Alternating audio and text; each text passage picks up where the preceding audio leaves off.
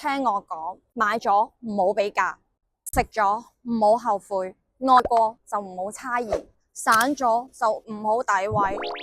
因為所有嘅選擇最終都係為咗自己埋單。我唔後悔對任何一個人好，我唔怕睇錯人，被辜負，撞到南牆，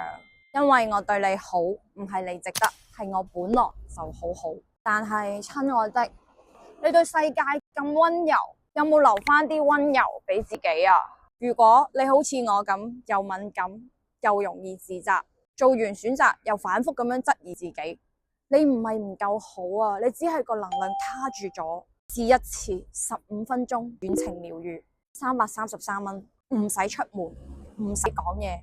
我會用高頻嘅靈氣幫你鬆開內疚、執念、過度付出，就15分鐘，讓宇宙提醒你，你值得先愛自己。如果你俾呢段話輕輕咁樣戳中，幫我分享、點讚、留言，讓更加多人知道。我是海莉，剛剛好療癒你，祝福大家，我愛大家。我係一個陪你走過黑暗隧道嘅療癒師。